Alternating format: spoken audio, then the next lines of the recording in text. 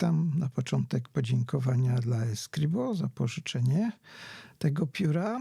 Rok 1858, czyli 30 lat przed powstaniem firmy Parker, powstała firma Esterbrook, a to kąsek, czyli niblet tej firmy, kartonowe pudełko. Tutaj taka mała wizytóweczka, trudno ją wyjąć, ale tam jest tylko napis o aktywacji pióra na stronie. No i z piórem dostajemy taki oto kieszonkowy oczywiście etujec. Jak widać mięciutki, pióra nie uszkodzi, a nawet tam kilka może ich wejść, takich małych. No to tutaj mamy kolor zwany honeycomb, czyli plaster miodu. No i zobaczmy z bliska, jak to wygląda. Klipsa nie ma, tylko taki roll stopper jest tutaj. No i rzeczywiście wygląda to trochę tak jak plaster miodu, ale nie do końca. Moim zdaniem tak wygląda plaster miodu. Na długiej skówce mamy wygrawerowaną nazwę firmy i poza tym nic. No i roll stop oczywiście, a z góry logo firmy Esterbrook tutaj umieszczone. Korpus niewielki, zakończony lekką wypukłością, a w środku mamy stalówkę stalową JOWO ze spływakiem i tutaj jest model MS stalówki, czyli mini stab. Do tego jeszcze wrócę. Teraz kilka spojrzeń zbliżeniu na fakturę tej tutaj żwicy, z której pióro jest wykonane. Bardzo przyciągający wzrok, mogę powiedzieć, wzrok, ten wzór. I tutaj, co ciekawostka, skówka z tyłu się wkręca w ten korpus i wtedy mamy już pełnowymiarowe pióro, które z przyjemnością trzyma się w ręce.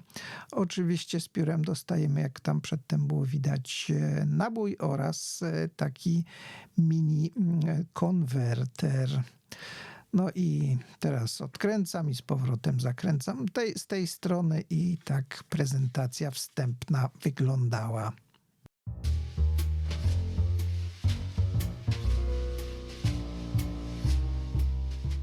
Porównanie z Duofoldem, Sonetem, Lamelstem i Pelikanem 140 pokazuje, że mimo że małe pióro, jednak założoną skówką z tyłu dobrze wygląda i dobrze się nim pisze. 11 cm ze skówką, a z zakręconą z tyłu korpusu mamy 13,4 mm. Średnica sekcji centymetr, a korpusu 13 mm. Pióro leciuteńkie, waży 14 gramów.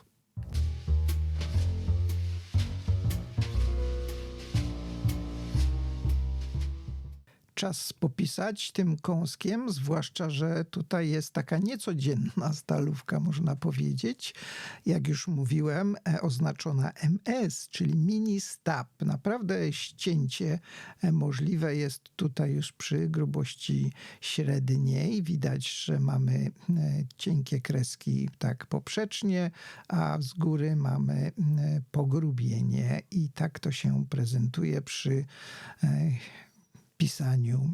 Bardzo mi się podoba ta stalówka. Niby drobiazg, ale daje różnicę. Jak widać, ja tylko tutaj moczyłem w atramencie stalówkę, dlatego mi się atrament skończył.